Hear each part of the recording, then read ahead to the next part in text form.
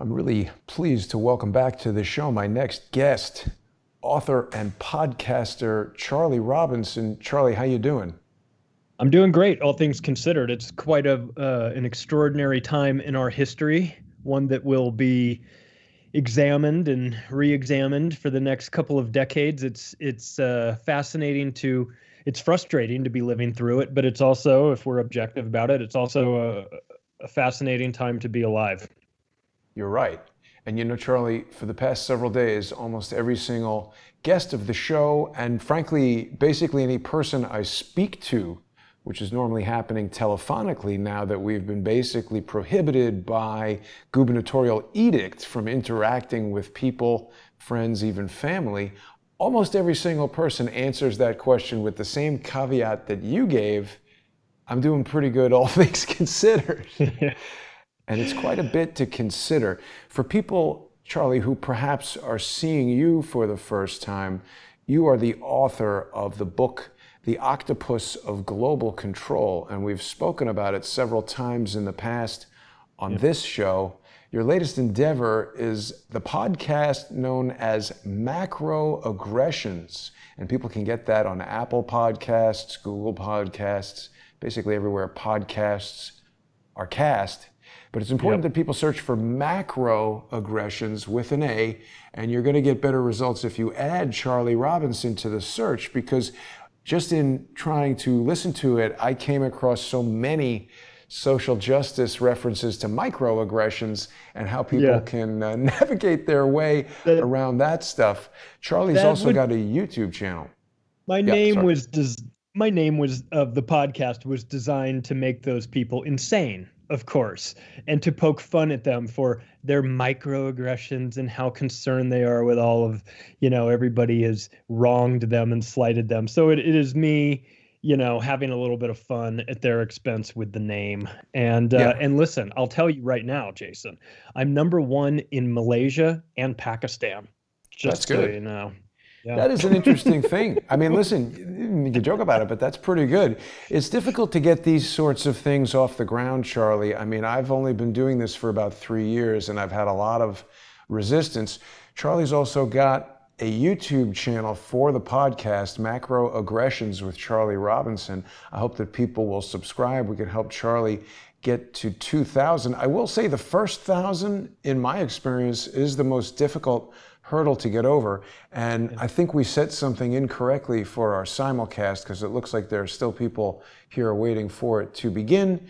But this video will be available after the broadcast on Charlie's channel as well. You did a great podcast just the other day, Charlie, about eugenics, this depopulation agenda, Margaret Sanger, the advent of Planned Parenthood, and the connections to Bill Gates and various other people. I wanted to have you on today so we could expand on this a little bit and talk about what you're seeing with regard to the advent of this coronavirus pandemic, all the talk we've heard in social media and on the mainstream news about the possibility of mandated vaccines, possibly even the government forcibly injecting, as Alan Dershowitz said.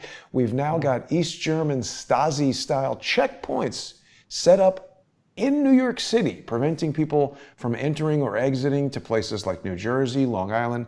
It's absolutely crazy, Charlie. What do you think? Well, it takes, you think about the David Icke totalitarian tiptoe. That's how I think. It's just incremental. It's not everything happening all at once. It's just a little here and a little there. Maybe you kind of let that slide, or you don't think that's too big of a deal. And after a while, you've gotten so far away from where you started, you look back and think, wow, everything's changed, and I didn't even recognize it. And so as far as the depopulation agenda / topic goes, the first time people hear about that, it is really easy to dismiss it. I completely understand how people would say, get out of here with that. You sound insane when you're talking about this stuff.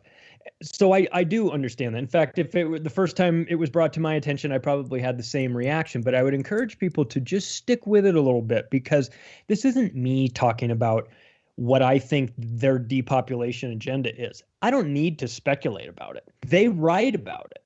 They're very forthcoming. They're very upfront about who they are, how they see the world, what they feel the problems are, and then how to deal with those problems. And part of the problem that they see, when I say they, I mean the people at the top, people running the government, the people above them, the elite, let's call it, just for the lack of a better term, they see the rest of us as taking up space and screwing up their world.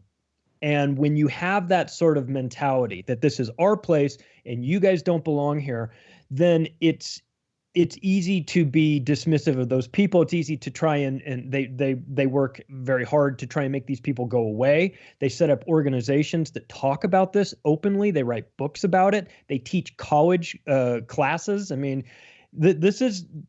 they're involved in the government. Obama brought in John P. Holdren to be the science czar, and John Holdren is a psychopath of the highest order. I mean, he writes books about how what we need to do is have lotteries to see if to force sterilize everybody with implantable devices, and then have everybody has to enter a lottery system to be chosen to see who can then have their device removed so that they can reproduce. And that they're talking about maybe they would have a marketplace for this. Like, oh my God, could you imagine Goldman Sachs in charge of Wow. determining what you're going, who gets to reproduce and who doesn't? And John Holdren is not, this isn't some guy that got drunk at a cocktail party and started blabbing about how he wants half the world dead. Like, he's talking about it in books. He wrote the book Ecoscience in 1977, talking about the same thing. Whoa. So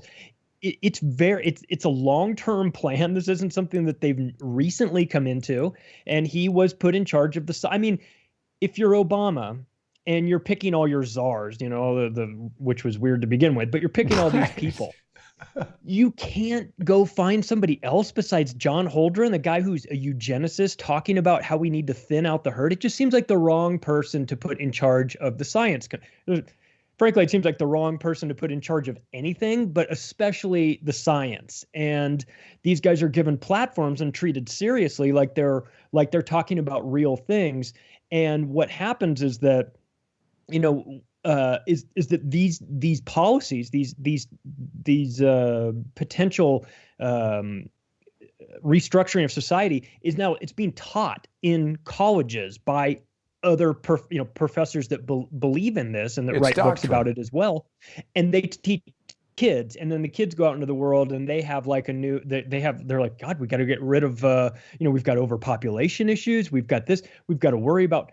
All this stuff is manufactured. I read something that said if you took every single human being on the planet and put them in one place and made them stand next to each other, shoulder to shoulder, they would take up as much space as the city of Jacksonville, Florida. Now, Everybody on Earth? Everybody on Earth standing shoulder to shoulder. Obviously, you can't live that way, but just to, so this idea that we're running out of space, it's not. It's not true. Have you driven through Texas? I mean, there's plenty of space. Yeah. It's real big. So it's not about actually there being too many people on the planet, or how are we going to feed everybody, or how are we going to clothe everybody. It's that these technocratic maniacs have decided that they don't, because the technology has advanced to the point where it is now, there's really not a need for a whole percentage of the human race to be on this planet as far as they see it, because they don't add anything. They take up space. Oh, you mean robots and automation and stuff could take over? Yeah. Let me ask you this, Charlie. This particular guy, he looks to me like he could be the czar of Kentucky Fried Chicken. Why is he able to I mean, this plan of putting something into people, if I understood correctly, because you did mention this on the podcast, he wants to literally put something in every person at birth that prevents a natural function of your body, that is reproduction with a member of the opposite sex. And then they're going to chemically re-enable this for people who qualify according to their factors, whatever that is. No way there could be any medical side effects of something like that, right? No, never. This is what they talk about. They're role playing this. So let me I'll read you a quote from his book Ecoscience in 1977. The development of a long-term sterilizing capsule that could be implanted under the skin and removed when pregnancy is desired opens additional possibilities for coercive fertility control. The capsule could be implanted at puberty and might be removable with official permission for a Wow. limited number of births. Wow. So he's talking about the government. I mean, Joseph Mengelev gave the book 5 stars, which I thought was nice of him. What? But No, come on. That's no, a joke by somebody. I'm kidding. Yeah. But I mean, this is. Here's a list of some of the things from his book. Women could be forced to abort their pregnancies, whether they wanted to or not. The population at large could be sterilized by infertility drugs intentionally put into the nation's drinking water or in food. He talks about this as a suggestion. Wow. He mentions that single mothers and teen mothers should have their babies seized from them against their will and given away to other couples to raise. What? And he says people who, quote, contribute to social deterioration, i.e. the undesirables, can be required by law to exercise reproductive responsibility. In other words, be compelled to have abortions or be sterilized. And lastly, he talks about a transnational planetary regime should assume control of the global economy and also dictate the most intimate details of Americans' lives using an armed international police force. Okay, now, Wow. this guy's out of his mind. And this is 1977. So while everyone else is at Studio 54, coked out of their brains, John P. Holdren is busy in his workshop thinking up new and experimental ways to make sure that the planet doesn't have any more people on it. So this is a really alarming thing. And like I said, if this was just some guy who always wants to talk to you every time you go into the local bar, that would be one thing. But it sounds like a plan from Ming the Merciless or something like that. He's going to, rule over the world. Yeah, yeah.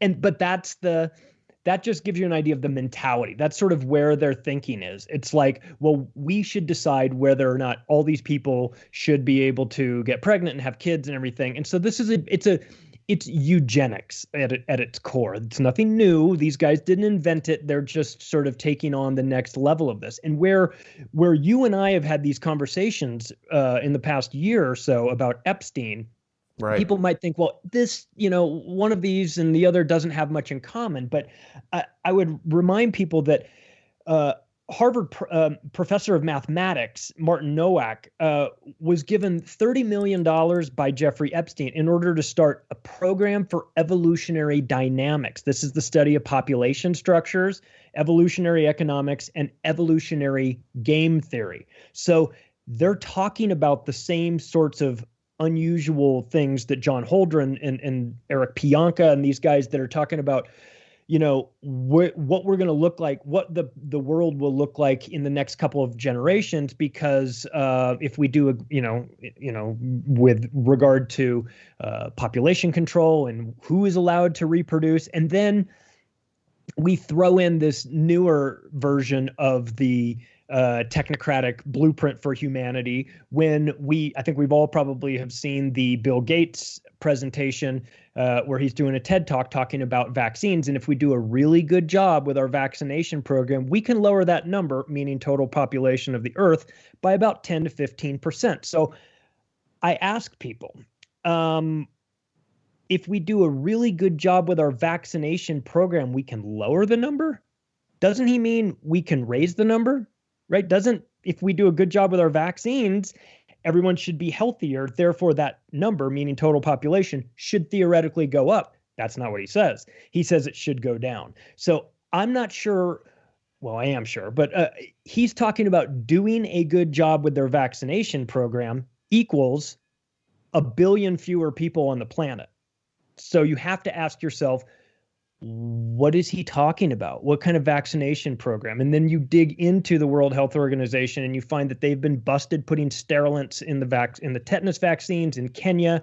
They denied it at first, but then they later went back and admitted that it was true and that it had been going on for a decade. So we've got what we've got for the casual observer is this belief that vaccines equal safety and health and improve humanity. But that's not how these people see the vaccine programs. They see it much differently. Yeah. Now, I just want to take you back for a second to John P. Holdren, because Oh, please. I mean, I personally support free speech to the extreme. You know, people are free to say the most bizarre, crazy. I mean, Louis Farrakhan should have a platform. If Hitler were alive, give him a YouTube channel. If this guy wants to come out and say that he thinks that people should be sterilized, he has a right to say that, and people have a right to listen to that. And my hope is that ideas rise and fall in the marketplace of free ideas. And most people would find this guy to be a very objectionable and, as you said, arguably psychopathic individual who thinks that any government body has the right to do that. The bigger problem for me is that Barack Obama should have read that book from 1977, or at least spoken to somebody who did, before he appointed this guy in any kind of official presidential advisory capacity. It's also important for people to remember Barack Obama's greatest, probably the greatest legacy of his presidency. Let me ask, what do you think it is? Well, I mean, one of the thing that jumps out the most to you is that he's the first African American president of the United States. But in terms of things that he did, Obamacare, it's got his name. Oh, Everybody remembers Obamacare. that. Yeah. And people associate that somehow. There's a lot of people out there who want socialism right now, Charlie, and they want the government to pay for their health care. They feel like, that's their God-given right to have health care. Doesn't really make sense to me, because why isn't it your God-given right to have access to food, or your God-given right to have a safe home? It would seem like those two things are the first step in good health. If you don't have clean home with running water and toilet, you're going to be laying in your own filth, exposed to disease, etc., malnutrition, dirty water. So it's weird how they've gerrymandered this concept of complex, expensive Western medical intervention as somebody's God-given right, and they've weaponized it psychologically and physically, and we seem to be in that deeply right now. Yeah, and one of the things that I've noticed about this, taking into account the current situation that we're in, where when you turn on the nightly news, you hear about, well, once the vaccine is done, then things will go back to normal. Right. Or, all of this stuff.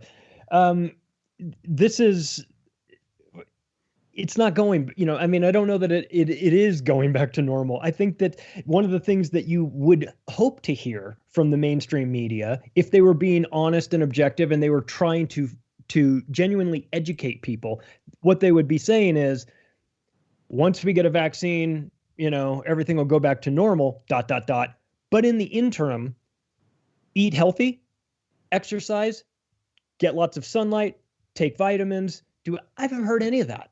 I haven't heard the media talk about any of those things, any of those free options, any of those things that will boost your immune system and put you in a better situation to prevent this from. I haven't heard one single thing about that. Quit smoking, perhaps. Right. Yeah. Hey, maybe don't be 300 pounds. Maybe watch your health. These things put you in a category that makes you susceptible to the coronavirus and other diseases.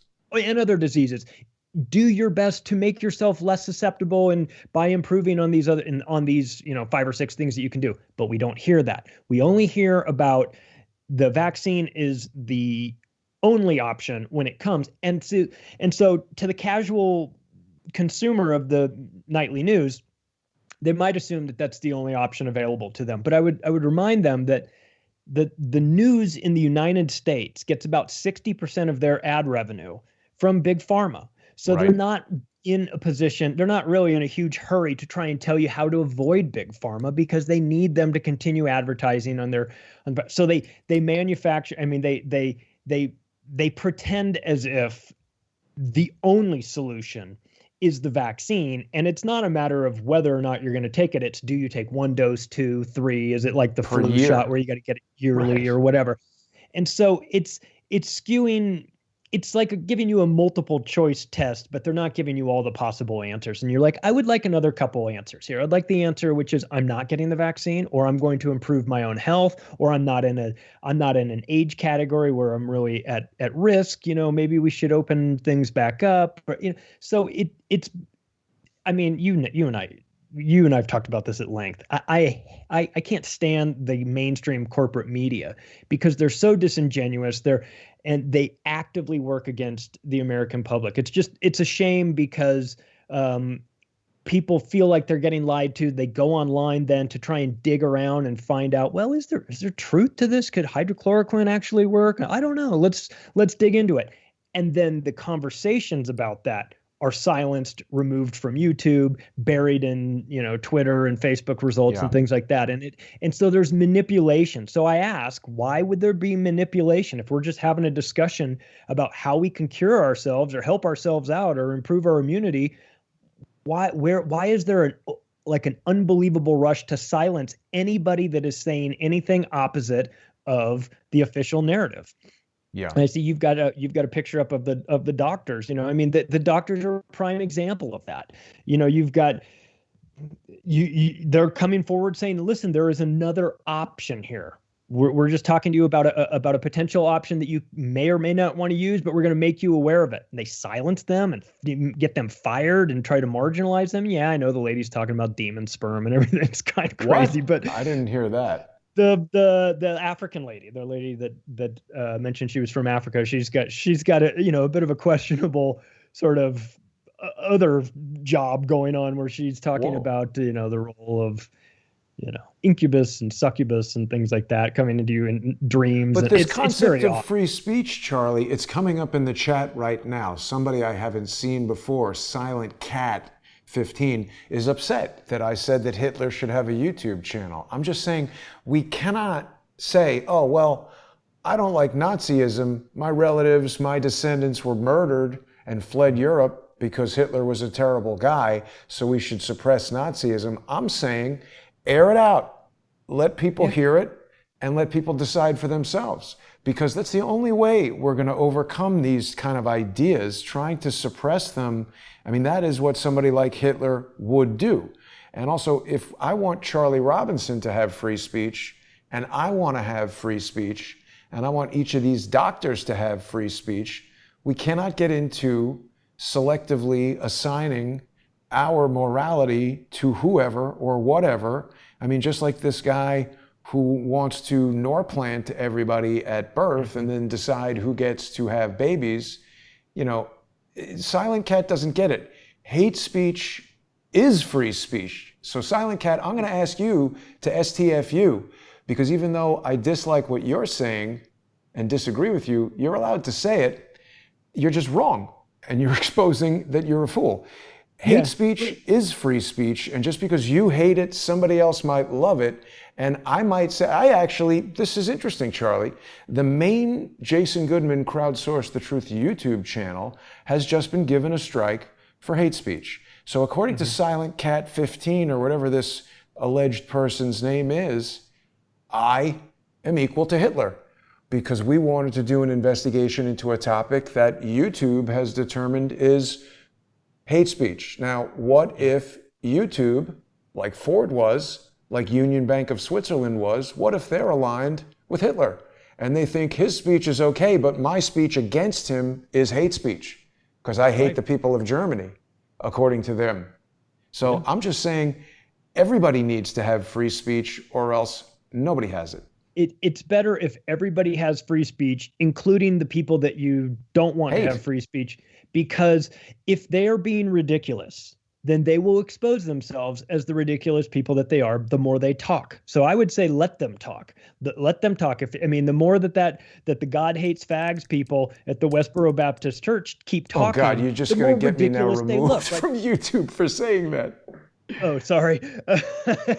In the context of, it at the Westboro Baptist Church, old with the signs and everything, everybody is laughing at them. Right. I mean, except marketing professors. They're probably teaching that in marketing school. They're like, that's how you market. I mean, it's crazy. Gets people's attention. They get an A+ in marketing, but their message is ridiculous. But what would happen though if you said, we got to silence those people? What it would do sort of subconsciously is validate them. It'd be like, ooh, somebody thinks they're so dangerous that they can't even be allowed to talk. So I am of the opinion, like you, which is everybody needs the platform. even the ridiculous people, even the hateful people, even the people that are saying everybody's going to hell if they do this or that, and just allow everybody to, allow the market to speak. If there's a marketplace for their ideas, then people will find them and listen to it. If they're really that out of touch with reality, then they will be broadcasting to nobody. But to let unelected, to allow technocrats to make that decision is a slippery slope where yeah, you're getting dinged for hate speech and you're saying, well, but I'm not doing anything hateful. And it's like, oh, it's not about actual hate speech. It's about the speech that we hate, so it's Exactly. And that becomes like, well, who's the arbiter of that? And that might be one thing if we're discussing Hitler speeches or something like that. But what about medical? What about this discussion about medical service, the practicality of this rushed vaccine? I mean, if ever there was a conversation that needs to take place in the town hall to kind of get all sides of this would be it. But when you start to see that there are interests involved in this that don't want all sides to have a voice, they want certain people to be silenced. They want, the Del Bigtrees, Sherry Tenpennies of the world to not have a platform to talk about the things that they want. You have to ask yourself, why is that? Is it because they're really crazy, out of their mind conspiracy theorists? Or is it because they're a direct threat to somebody else's business model? And I think that, of course, is what it is.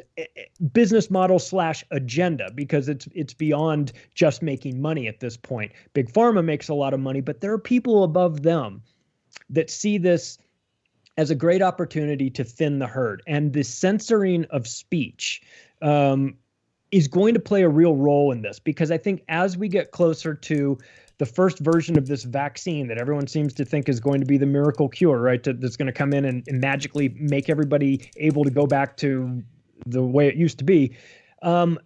There's going to be side effects. There's going to be questions about it. There's going to be people with legitimate concerns and some real factual information to back up their argument against it.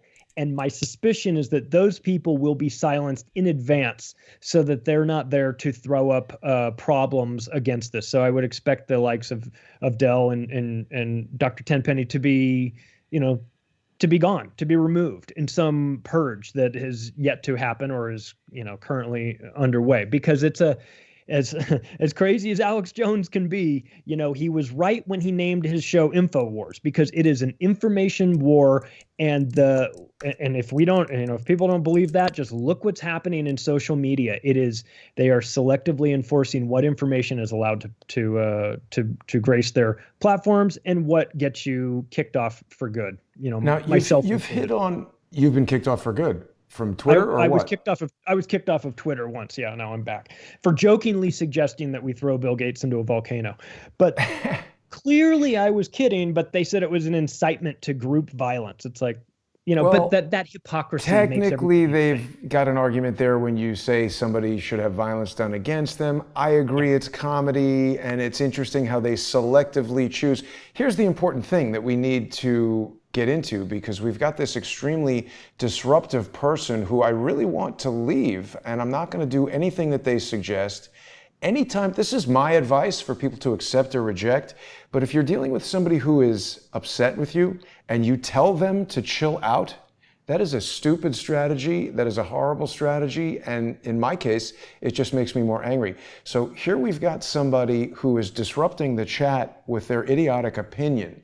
Now, just as, Charlie, you or I could run a restaurant or a bar, that's a private business. It's open to the public. We invite people to come in. But if someone is acting in a way that is disrupting the other customers, even if they're within the context of the law and the Constitution, you, as the owner of the private business, have the right to reject service to that person on the basis that they're upsetting you, upsetting other customers for whatever reason you choose. Now, if you do that in an indiscriminate way that other customers find objectionable, it's likely to cause your business to fail and you'll be done. But simply telling someone like this idiot cat to go away and shut up and stop commenting, and even if I block that person and prevent them from commenting here, I'm not blocking their ability to utilize free speech. I'm just telling them they're being disruptive to the conversation and they should go exercise their right to free speech elsewhere because they're not wanted here. Their opinion is irksome and I'd like them to leave. I don't care if they're a sponsor. I don't care if they're a sponsor for $1,000 a month. When somebody pisses me off, they're called out and they're told to leave. And this person is going to get blocked right now, Charlie. Tell us some more, if you could, about Margaret Sanger, the depopulation agenda. I know you wrote about this in your book, The Octopus of Global Control, which I hope that people will purchase. It's worth mentioning that they can get a digital version of it by making a donation via PayPal. Tell us all about the Octopus of Global Control, and then let's get into Margaret Sanger and the depopulation agenda. Yeah. So one of the things, so how about a mashup of these two things? Because one of the things that we've been talking about lately has been how insane, like, the colleges have become, how they're allowing safe spaces and, and timeout rooms and all these things. And you've got this kind of leftist agenda. I'm not on the left or the right, but it seems that there's this unusual leftist agenda going on in colleges and universities, and it's churning out a bunch of kids. And then they go out into the world. They have these sort of ideas that were instilled in them in colleges, and they go about their life thinking that, that sets part of the way they see the world and believe, the world should be. So taking a look at these, at a guy like Dr. Eric Pianka from the University of Texas, evolutionary ecologist. This guy is a teacher at UT in Austin. And this is one of the quotes that he said: "War and famine would not do. Instead, disease offered the most efficient and fastest way to kill the billions that must soon die if the population crisis is to be solved. AIDS is not an efficient killer because it is too slow. My favorite candidate for eliminating 90% of the world's population is airborne Ebola because it is both highly lethal and kills in days instead of years. We've got airborne diseases with 90% mortality in humans killing humans. Think about that. The bird flu's good too. For everyone who survives, he will have to bury 9. Whoa. So this guy is teaching your kids at the University of Texas, Austin. He's teaching them this. So you've got that sort of, so that is a philosophy that is being pushed out into the schools. And then we hear a lot about Planned Parenthood. And you go, well, Planned Parenthood is where, they've got discounted women's reproductive health services and things like that. It's great for people that can't really afford healthcare. Women that can't really afford healthcare can go in there and get things sorted out. They can get pregnancy tests or they can get abortions and things like, there's a variety of things, but it's that abortion thing. And I don't want to turn this into an abortion debate, but it's important for people to realize that Planned Parenthood was started by Margaret Sanger. And some of the things that she has said in the past are quite alarming. Things like eugenic sterilization is an urgent need. We must prevent multiplication of this bad stock.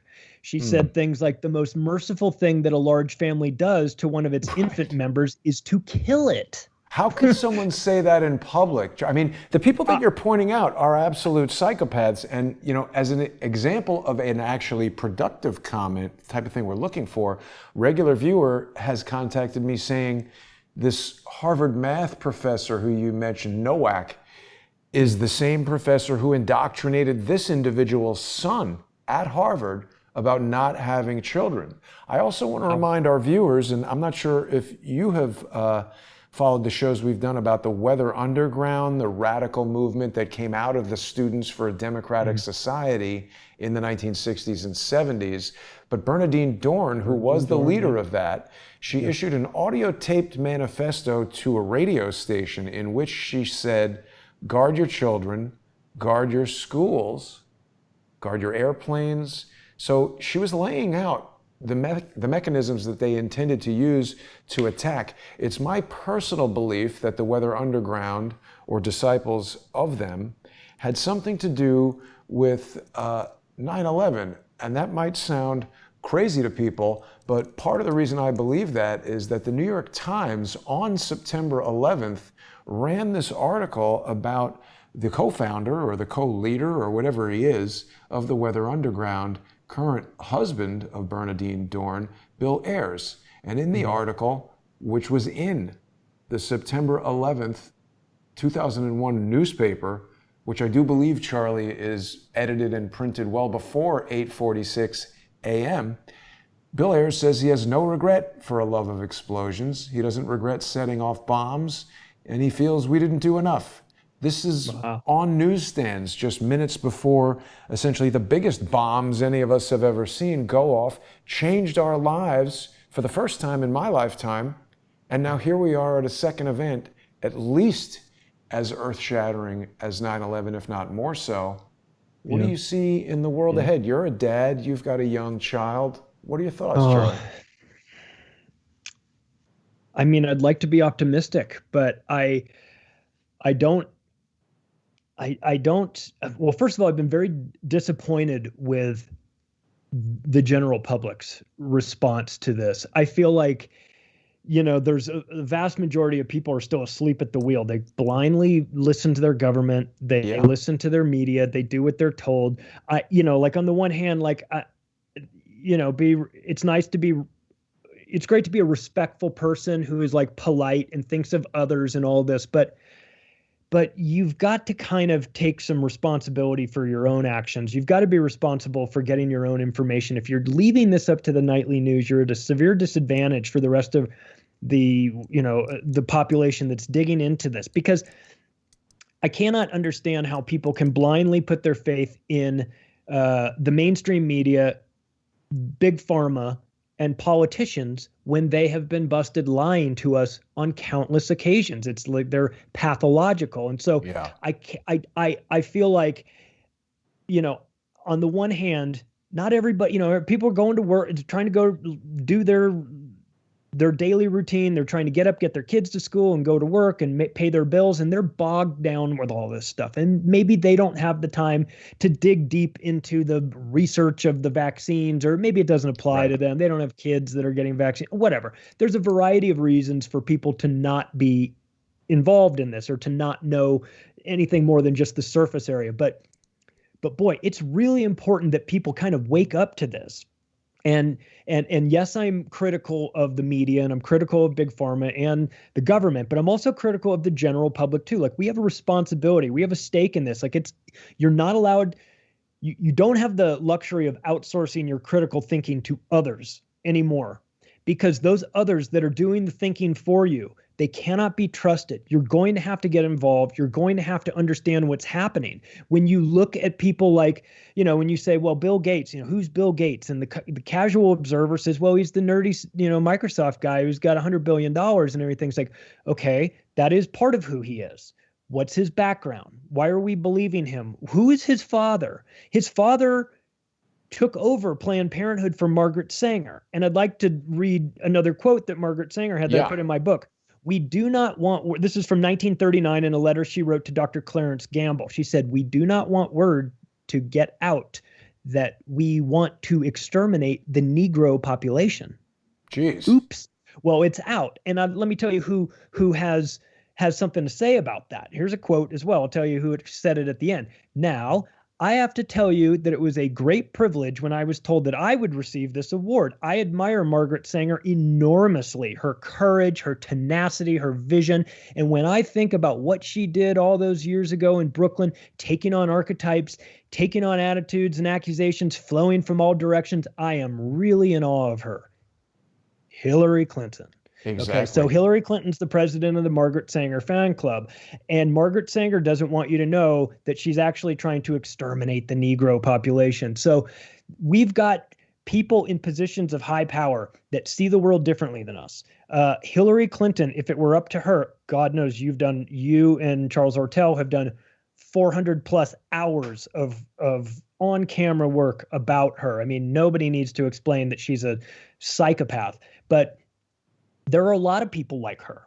There are a lot of people that take that same sort of approach. And And so you look at Margaret Sanger, you find out who she is, you realize she formed Planned Parenthood. You look at William Gates Sr., Bill Gates' dad, who took over for her. You've got to make the assumption that they have similarities in philosophies. Obviously, you don't take on that role unless you see things in a similar way. So is it surprising that William Gates Sr. would go on to have Bill Gates, his son, and instill some of these values, that maybe the earth is too populated, that maybe there's certain groups that should be, prominent and others that should go away? I mean, it's reasonable to assume that. Now, Bill Gates doesn't get up on TED Talks and talk about getting rid of the Negro population, but he does talk about using vaccines to lower the population. And that is something that is in dispute. I mean, you cannot deny that he's talking about that. It's on camera. So it's very important for us, for the casual observer that's watching the news.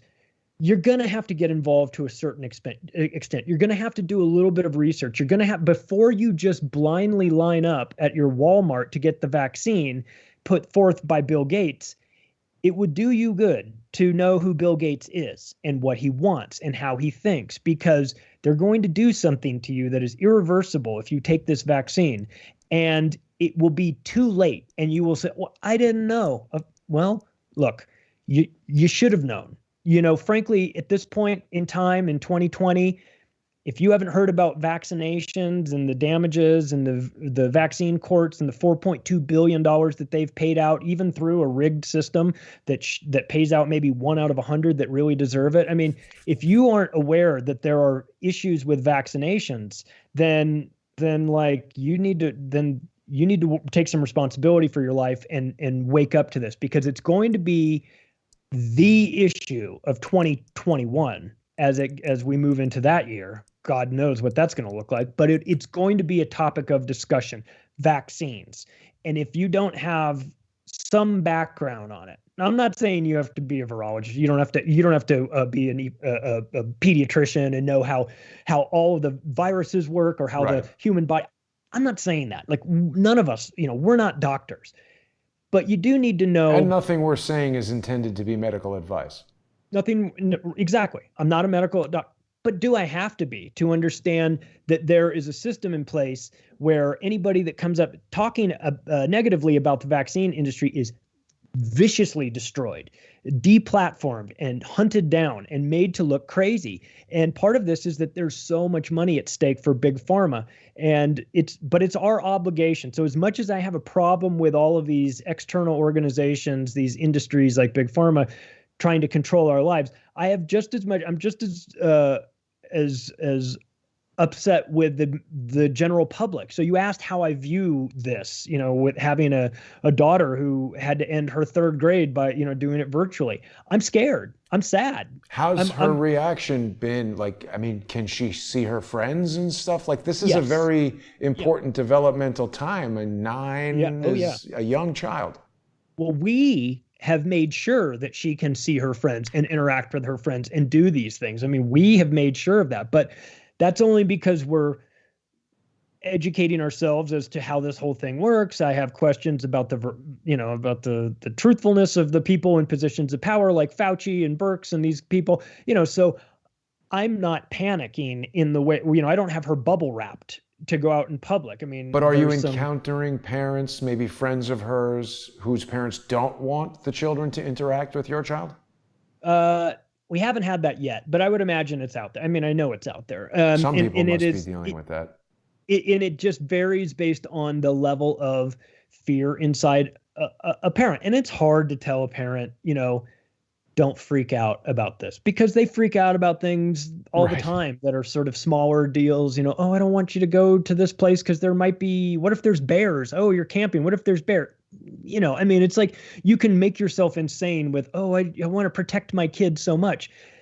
But this problem now is that you've got unelected bureaucrats, or you've got guys like Fauci and Bill Gates that are setting the setting the mandatory or potentially mandatory vaccination schedule for something like this. This is crazy. And I think that if people want to start their research into, big pharma and everything, start by looking at all of the times that they've been sued for products that they've put out that have literally killed people. Every single big pharma company is a convicted felon. They've all been convicted of felonies for what they've done. They've paid out billions of dollars. This is not like, oh, we made a mistake, or you get a little rash after you get a shot. Right. No, this is permanent in some cases. This is death in some cases. So it is really there.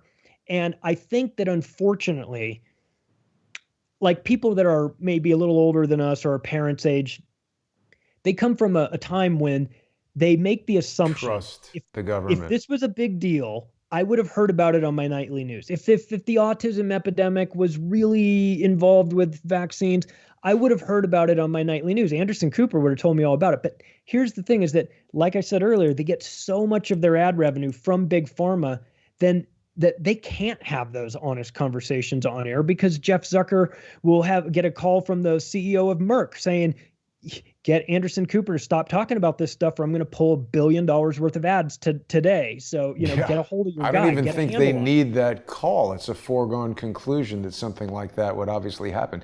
Now, Charlie, let me propose something even more direct that people can use to sort of challenge the logic of some of this. People might say, oh, Charlie is talking about some esoteric lawsuit or some kind of nonsense.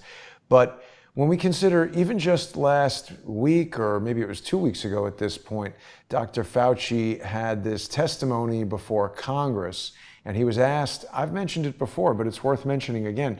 He was questioned by a Republican representative as to why he has come out so strongly against hydroxychloroquine. Now, I'm not a doctor, as you said, we're not giving anybody medical advice, but we have heard numerous doctors say they've used this in patients with mild symptoms or no symptoms who've had positive tests for COVID, and they've had very good outcomes. Now, granted, there's a certain subset of the population who are going to be susceptible to specific, I believe, cardiac side effects, but this is why we have doctors who meet with people individually and get to know the patient's medical history. We don't just turn on the TV and let some, government bureaucrat who might possess a medical doctor degree issue blanket directives for everybody, irrespective of their health, irrespective of their pre-existing conditions. I mean, this is not the way that medicine works. And what Fauci responded with was that this specific trial that the congressman was referring to by the Ford Clinic should be dismissed because it was not a double-blind, placebo-backed, randomized study. Now, what's very interesting is Dr. Fauci has been in his position for something like 32, 36 years, some really, really long time.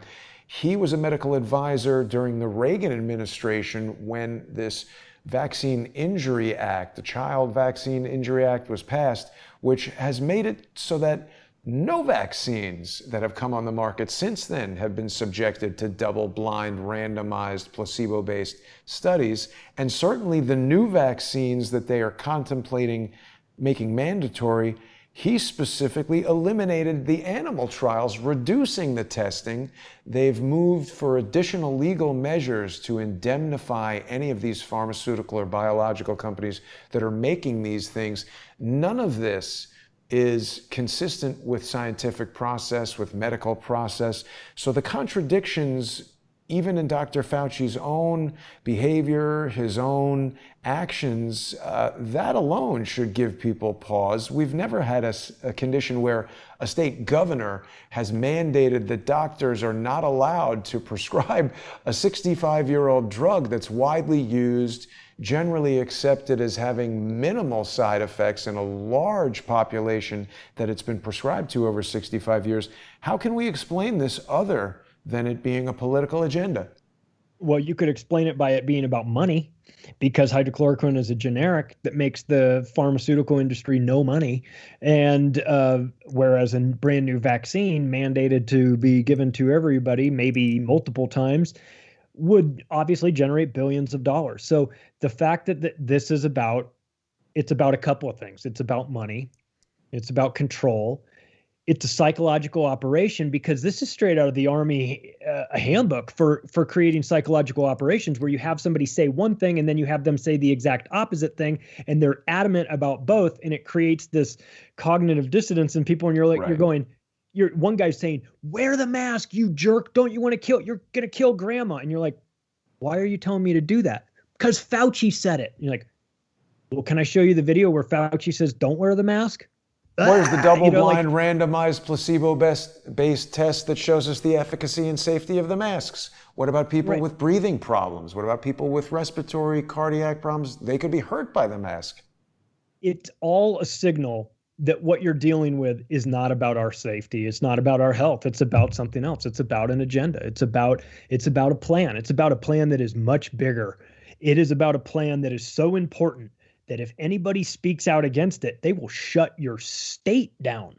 Right. They will make it so that you can't do. I mean, the response from the governors to this situation has been authoritarian and insane to me. It's led me to speculate on this. And I don't have proof of it, obviously, but I think it's worth at least thinking about. What have these governors been promised in exchange for shutting down their states? It seems to me they're all Democratic. And like I said before, I'm not on the red team or the blue team. I don't like either of them. But it seems to me that perhaps the Biden camp has promised these people something in exchange for their enthusiastic decisions to shut down cities, to shut down states in general. I mean, have they been promised secretary level positions if Biden wins? I mean, it's something to think about, because there's no rational explanation for this. Because I think that one of the things that's making people really insane is the hypocrisy of it all, where you've got one group doing one thing, one group doing the other thing. You've got politicians saying you cannot be out on the streets. And then you've got the same politician saying, well, but it's fine if you're protesting Black Lives Matter. And everyone's going, huh? What? Wait, okay. We can tell now that this is fake. But it doesn't stop. It's, oh, I'm going to open my gym. We got to throw you out. We're going to take you. You've tried to open your gym. We're going to take you and we're going to throw you in jail because you're a bad person, while we let all of the prisoners out of jail Right. because we don't want them to get coronavirus. And you're like, wait a second, what is going on here? This backwards system of doing things, to me, leads me to believe that they have been promised something, like they are being incentivized to keep this insanity going, because the numbers dropped and stores started opening, and they dropped the levels of closure so that it was a little bit more free, and people were starting to get back into the not normal, but they're feeling like things were getting better and better and better. And then what happened? All of a sudden it was the mask mandated, and everyone's like, but things are better. Why do we have to wear the mask now? Well, because it's a visual representation of an invisible disease, and a disease that you can't see anywhere. You look for it and you don't know where it is.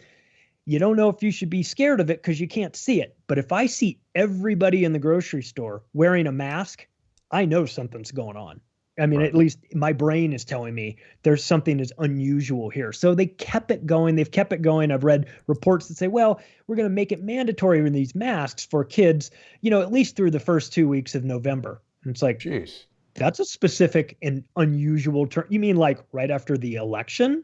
Why Right. not the end of November? Why not the end of flu season next year? But the middle or second week of November, very interesting. Is this about the election? I mean, look, it's got to be on the table of something we discussed. That is this being manufactured to continue longer than it should because of an election? Is it to mandate this vaccine? What's going to be in the vaccine? There's a lot of questions about this. And unfortunately, if you go to the mainstream media to try and get answers to them, you'll just get jerked around even more. So it's so important for people to support alternative media, to support shows like Crowdsource the Truth. I talk about your show wherever I go because where else are you going to go? I mean, you're not getting financially incentivized to be for or against big pharma.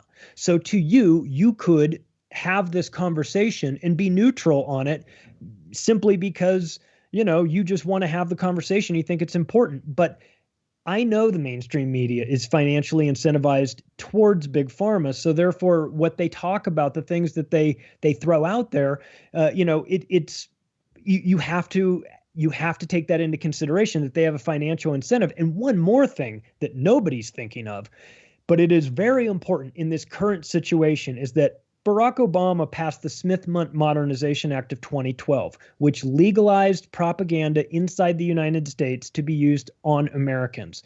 So when you turn on your nightly news, or you open up your newspaper, if you still get one, or you go to, msnbc.com or whatever, and you're looking at the news, just remember that they took the extraordinary step of legalizing lying to you inside through propaganda. Yeah. Because they intended to use it. And this would be one of those situations where a little bit of propaganda could be used to sway popular opinion one way or the other.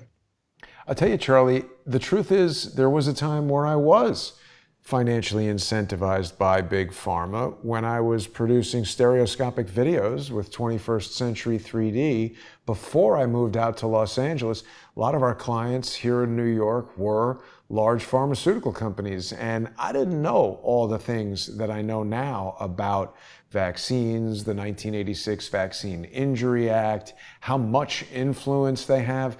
Robert Kennedy Jr. said that in a conversation with Roger Ailes claimed that 70% of the ad revenue for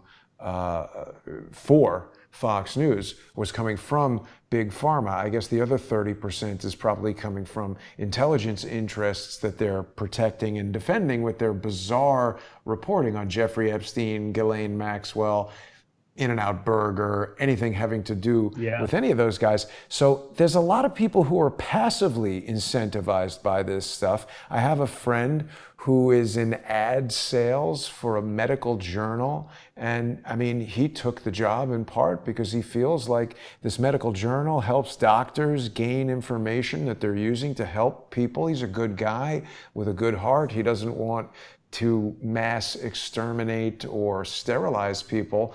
But we got into this conversation and he said, look, none of these pharmaceutical companies exert influence over our editorial content. And I just had to stop the conversation with him because he doesn't understand that without those advertisers, there would be no editorial content. So there's an unspoken influence that's there when there's a gigantic corporate sponsor where I don't think they even need to call the editor. That only happens, I would think, in an extreme case where some wild man like Charlie Robinson or Jason Goodman or any of the other guests that appear here go out on a limb and do something that they hate. They know that they can be crushed. And Charlie, this is a big part of the reason why I have created the viewer sponsorship program. Some people object to it because they want things to be free, but it's not free. When you're watching something at no cost to you on YouTube or Periscope or Facebook or wherever, that's being paid for by financial interests that support those entities, and they've got an agenda in delivering you all these free services. I've been caused, and I don't blame Vimeo for this, but I'm in a new contract with Vimeo because my usage of the live streaming video network and the number of people who want to download that content has exceeded the amount that I'm allowed to download. They give you an unlimited live streaming account, which is technically limited by the fact that there's 24 hours in a day, a limited number of days in a week, so you can only live stream so much. But as more and more people start watching, fans of The Octopus of Global Control, fans of Macroaggressions, fans of all the other shows that I have on there, it's putting more demands on these networks. And the fact that Vimeo needs me to pay a substantially huger fee moving forward is directly due to the fact that they are not owned by Google and they don't have billions of dollars behind them. And when you utilize these resources, it costs money. So by making this system where the show is directly sponsored by the viewers, I eliminate that reliance on a corporate sponsor. And you've done the same thing, Charlie. So it is important that people listen to the Macroaggressions podcast, whether they like iTunes or Google or whatever it is. They can get access to the Macroaggressions podcast in a variety of different ways. And of course, they can go to your YouTube channel. Are you on Patreon or anything like that, Charlie? I'm not on Patreon. People that support my work do so by sharing the podcast with friends. I mean, it's free, it's out there. It's free. If people like the book, paperback is available at Amazon and barnesandnoble.com, but the digital version, people just, like you said earlier, donate $10 or more to me via PayPal. I send them 2 different formats of the book, and then I encourage them to read it, and I encourage them to share it with their friends and family. I don't care if you pass it along. I know it goes out there and I don't get paid on that, but I'd rather the information be out there. I'd rather people be talking about it. It's important. It's important where we are right now. We've got to get ourselves, I don't want to think of it as, war, but like we've got to get ourselves armed for battle and with knowledge and information. We have to be having these conversations because we can no longer allow the mainstream media to be the only source of information for us. There's a lot going on online. There's a lot of censorship going on online. And I would say that is a double-edged sword. It's a bad thing in the sense that we don't like censorship, but it's a good sign in that they feel they need to censor people because they're having an effect. Their voices and are impacting the establishment, and they don't like that. So when people are getting kicked off of social media platforms, I hate to see that, but I also acknowledge that means that they're doing something that is working because the establishment feels threatened by them, and they see something like crowdsource the truth, and they're not really sure how to disrupt it because it's decentralized in the sense that you're funded by individuals out there. So the only thing they can think of is, well, let's just be an individual, get in the chat and start being disruptive that way. But you've set up a really smart system that decentralizes the financial power into the hands of individuals, which is great. So, like you said earlier, if you're getting something for free on a social media platform or a video platform, well, then the product is probably you. They're taking your information and using that to sell it to an external third party. So it's never really free. And if you contribute, if you're thinking of contributing a couple bucks a month, becoming a premium member with Jason, I think that's money well spent. I can't imagine people feeling that they're not getting what they pay for there. And of course it helps to support your work. And I'm enthusiastic about you and your work. I think you're doing great stuff. I think you're talking about the things that I would like to see on my nightly news, but I know there's no chance I'm ever going to do that. So I know where to find it. I know where to get it. I know where to find you and the people that you bring on. And look, we don't have all the answers, of course. I mean, this is part of it, but this is part of the format of your show, which is let's talk about these things. Right. Somebody out there listening, it's going to trigger something. They're going to go, wait a second. I know about this guy. I've heard about this Eric Pianca UT. My daughter had a class, whatever. And somebody's going to bring more additional information to the party, and we're going to put this all together, and it's going to be helpful. And this is the future of news, and I think that you're on it. Thank you, Charlie. I really appreciate those kind words. And I want to make sure that people know the website, if you want to purchase the digital version of the book, which I definitely encourage people to do, it is theoctopusofglobalcontrol.com. Go there and purchase Charlie's book. You're going to learn a lot, and you're going to help support Charlie in the same way that he's describing that your sponsorship helps crowdsource the truth. And Charlie, you've hit on another important point. The viewer who contacted me and said, hey, wait a minute, my son or daughter went to Harvard and studied under that guy, and here's the effect. That's very helpful because it helps us to understand that what you're saying has been verified by another party who has firsthand experience. They're sharing their experience as a parent, something that you're going through. Obviously, your child is not in college yet, but this is something that's on your mind. I mean, I think back to when I was in college, and in some regards, it feels like yesterday.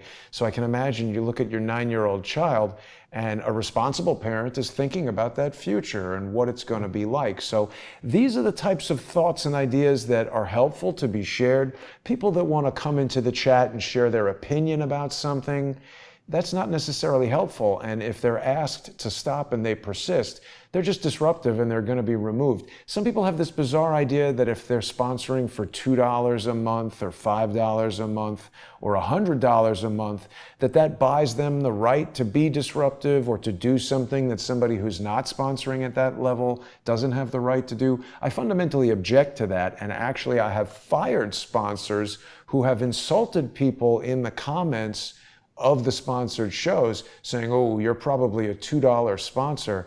I abhor that, and that is elitism, and nobody is buying the right to insult me, to insult my viewers, to insult my guests, or to do anything disruptive at all. Another important key in this micro-sponsorship program, Charlie, I've spoken about it a lot. When I was doing, 3D productions, sometimes the budgets were very large. And this empowered the client to have a great deal of control over me and my company. I had a client in Dubai who decided they just didn't want to pay over $100,000, and it put me in a very bad condition. So when I was starting this company, I had a very clear thought in my mind that I would rather have 100,000 people giving me $2 than one person giving me 200,000. Because that's a democratization of the sponsorship, and it safeguards against the exact type of corruption in media that you're talking about. So I want to thank you, Charlie, for joining me in this effort. I want to have you back real soon. We're just about out of time. Do you have any closing words before we wrap up today? It's our responsibility to be better about understanding what is going to be presented to us as mandatory moving forward. We need to dig into the backgrounds of the people that have been pushed onto the scene as saviors, like Bill Gates and Fauci. Before we just listen to who they are, before we listen to what they say, let's figure out who they are, because there's a lot of agendas going on here. There's a whole lot of money. We're at a disadvantage here because nobody's stepping forward and explaining what their plan really is. If it is to just make money off of the vaccines, okay, that's one thing. If it's to rewire your body through gene editing, listen, that's a totally different conversation that people need to have. And like you said, we're not scientists, we're not medical professionals here, but it doesn't preclude us from having the conversations about these sorts of things and inviting medical doctors that can bring in an area of expertise in this. Like you've had, I know you've talked to Dell about this before, and this is somebody that understands. He's not a doctor, but I mean, he understands this world better. So I encourage everybody to take this information, share it, because the algorithms will not. You'll get no help from big tech trying to get this message out there. And let's have the conversation. It's a difficult conversation to have, but it's much worse in the future if we never had this conversation and we take what is just imposed on us. That is a recipe for disaster. And so we're at a point right now, before anything has been made mandatory, that we can have the discussions and maybe stop it before it really harms us as a society. I'm hopeful we can do that, and it's very well said, Charlie. I want to remind people to tune in to the Macroaggressions podcast with Charlie Robinson. Always good having you on the show, Charlie, and Thanks, Jason. Likewise appreciate what you're doing, and I hope that people will tune in to the podcast. And I want to thank everybody for joining us today. I want to thank the generous sponsors who make this and every other show that I do possible. One more thing I wanted to say, because you were talking about the election. This strike that came through yesterday was due to what YouTube has described as hate speech.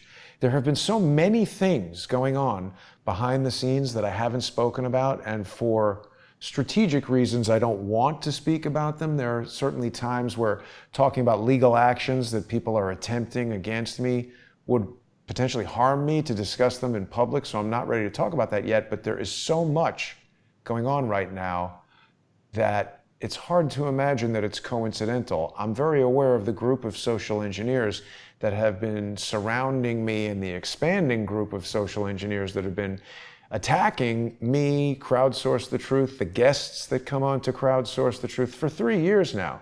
And they do a variety of things to discourage people like you, Charlie, from interacting with me, to discourage people from sponsoring the show. So the penalty for this alleged hate speech is supposed to be 1 week of no live streaming and no uploading to the Jason Goodman YouTube channel. This has dramatically reduced my reach. and it hurts my ability to gain new sponsors. But the most egregious thing is that when I entered into the appeal process, it says that this punishment will stay in place until November 3rd. You know what's happening November 3rd, Charlie? Ooh, very interesting. Yeah, they don't want a whole lot of people talking about the other side of the coin here. Right. It's very devious, and yeah, and these video platforms, they give us so much great content, but boy, that authoritarian component to it is very alarming, and I don't appreciate that one bit, and I know you don't, and I know your fans don't. I mean, people just want to come in and see your show, and why you're punishing them? You're punishing the fans. It's not the YouTube is punishing the fans. I don't appreciate that. I think that's wrong. Yeah. But you're resourceful, and you always seem to find a way around it. So Thank you. Yeah. And I mean, listen, just like the analogy that I made about the restaurant, YouTube owns this restaurant, and it's their right to tell me that they don't like what I'm talking about. I just want people to know that if they do value the guests, if they value the show, it's important for people to sponsor it, because we're going to need these alternative platforms. And anybody who says, oh, I'm not against you, but persists in disrupting the show and irritating me is not wanted here and should go away. They are working against the show, and they are not wanted. And I'm sorry to end on that note. So let's end on a positive note, Charlie. I'm hopeful that the work that you're doing and the information that's being brought forward here on Crowdsource the Truth and elsewhere can help us all gain an understanding of what's going on that will lead to a more positive outcome, because, as you pointed out, every day this is getting worse. yeah, it is. I'm a bit I'm concerned, but I try to stay optimistic, because as long as we're all still here breathing, we're talking about these things, there's still an opportunity for change. And the fact that they've felt the need to silence people on social media and silence them on video platforms is an acknowledgement that they are concerned about us as well. So if we weren't having an impact, they wouldn't be worried. They'd just steamroll over us. It's showing that we still have a little bit of we still have an impact. We still have a little bit of fight left in us, and now's the time. It's never been more important than now to get this information out there. It really is vital. Thank you, Charlie. I appreciate that. I appreciate what you're doing. Charlie Robinson, author of The Octopus of Global Control and the Macroaggressions podcast. Great to have you on the show, Charlie. I will see you soon. Have a great day, everybody, and thanks for watching.